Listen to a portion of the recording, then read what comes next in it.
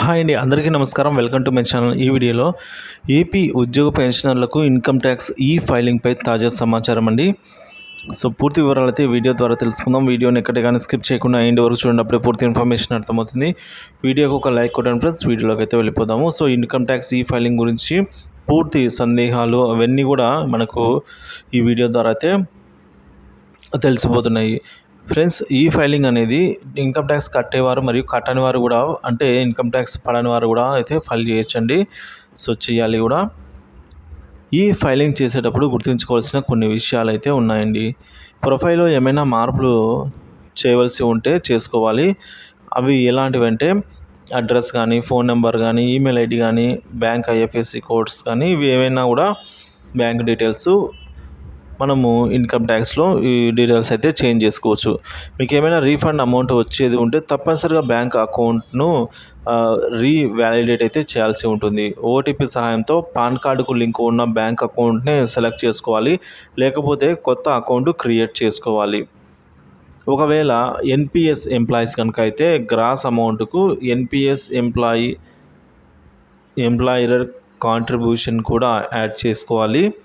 కొన్ని income tax సాఫ్ట్వేర్లతో అయితే income from other sources కింద చూపించారు. ఇది కరెక్ట్ కాదు. ఒకే employer salary DA, HRA, NPS ఇస్తున్నాడు కావున 17(1)17(2) జీవో నెంబర్ ప్రకారము ఎన్పిఎస్ అమౌంట్ అనేది యాడ్ చేయాలి. 80CCD2 అలాగే 80CCD1 అనున్నది సెంట్రల్ గవర్నమెంట్ ఎంప్లాయీస్కి సంబంధించి డిడక్ట్ అయితే చేయాల్సి ఉంటుందండి. ఎవరైనా పర్సన్ విత్ డిసేబిలిటీ ఉన్నారో ఎవరైతే వారు 80DD అలాగే 80U కింద మినహాయింపు కోరుతున్నారో వారు తప్పనిసరిగా ఫామ్ 10IA అయితే సమర్పించాల్సి ఉంటుంది. ఈ ఫైల్ని ఇన్కమ్ ట్యాక్స్ ఫామ్ నందు అయితే అప్లోడ్ చేయాలి. సో ముందు ఫైల్ చేసి తర్వాత జూలై 31 తర్వాత కూడా అయితే అప్లోడ్ అయితే చేయొచ్చు అండి. సో ఇక ఏమైనా మీకు రీఫండ్ రావాల్సిన అమౌంట్ ఏమైనా ఉన్నట్లయి భావిస్తే జూలై 31 లోపల అయితే మీరు వాటన్నిటికీ కూడా బిల్స్ అయితే చేసుకోవాలి, ఫైల్ అయితే చేయాలండి. ఆ తర్వాత చేస్తే ఫైన్ తర్వాత ఇంకా ఏమైనా మిగిలి ఉంటే ఆ రీఫండ్ అయితే రాదండి. అలా చేస్తే అంటే జూలై 31 లోపల సబ్మిట్ చేయకపోతే ఫైన్ కూడా పడుతుందండి. సో అందరూ లాస్ట్ వరకు వెయిట్ చేయకుండా ముందే అయితే సబ్మిట్ చేయవలసిందిగా ఇన్కమ్ ట్యాక్స్ వారు కోరుతున్నారు. ఇక సెక్షన్ 89(1) అలాగే 10E ఫైల్ చేసి రీఫండ్ పొందగోరే వారు కూడా జూలై 31 లోపలే ఇవి చూపించుకోవాల్సి అయితే ఉంటుంది. ఏవైతే బిల్స్ ఉంటాయో అవి చివరి తేదీ అయితే పొడిగించబడదండి. ఇంకా టీడీఎస్ అమౌంట్ అనేది 26ASలో రిఫ్లెక్ట్ అయిన తర్వాతనే ఫైలింగ్కి వెళ్ళాలి. అవసరమైతే 26AS AIS print are PDF తీసుకోవాలి. బ్యాంక్ FB లేదా SB ఇంట్రెస్ట్ ఏదైనా ఉంటే వాళ్ళు రూల్స్ ప్రకారం 10% TDS మినహాయింపు చేస్తారు. సో మనం ఏమైనా అదనంగా ఫైలింగ్ అప్పుడే చలానా పే చేసి ఫైలింగ్ కంప్లీట్ చేయాల్సి అయితే ఉంటుంది.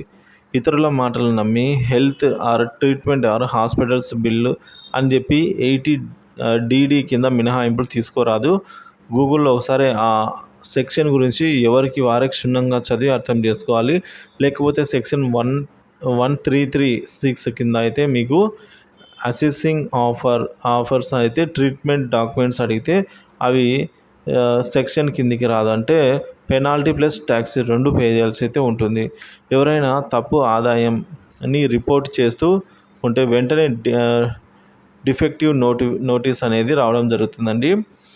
ఈసారి AI సాయంతో అయితే ఈ బిల్లులన్నీ కూడా వెరిఫై చేయనున్నారు కాబట్టి సో చాలా జాగ్రత్తగా అయితే బిల్లులు అయితే సబ్మిట్ చేయవలసిందిగా కోరుతున్నారండి. ఇక చాలామంది ఉద్యోగ పెన్షన్లు కూడా కొత్త ట్యాక్స్ సిస్టమ్ ఎంచుకోవడం జరిగింది.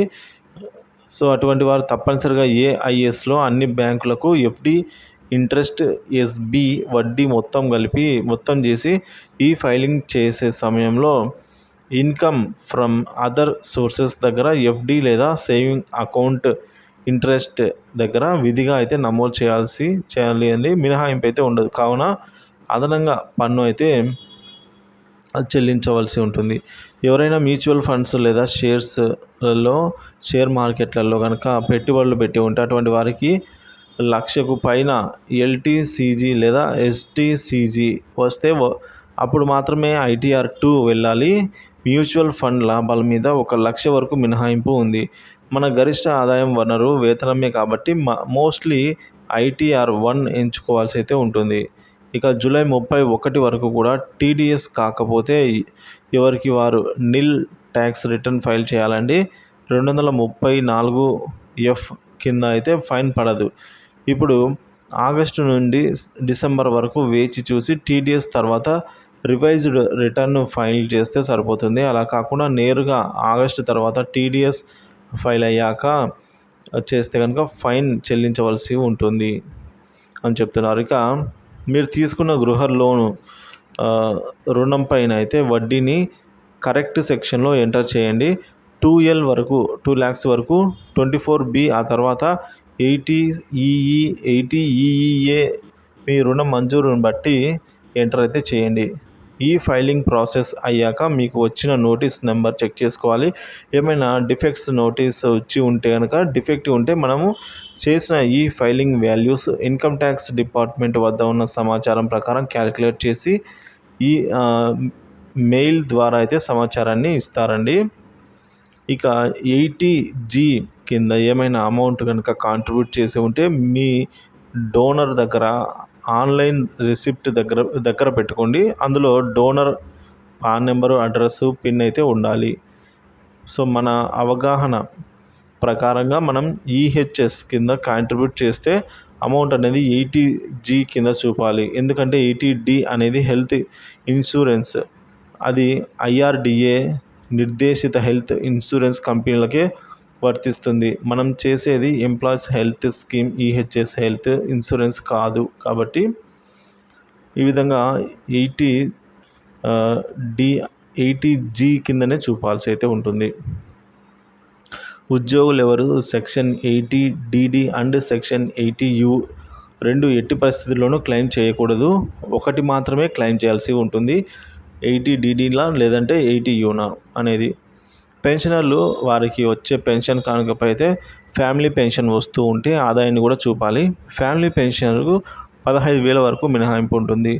రిటైర్డ్ ఎంప్లాయీస్కి ఏమైనా కాంట్రిబ్యూషన్, గ్రాడ్యుటీ, అలాగే లీవ్ ఎన్కాష్మెంట్ బెనిఫిట్స్ తీసుకొని ఉంటే అవి కూడా ఇన్కమ్ కింద చూపించి మినహాయింపు అయితే తీసుకోవచ్చండి.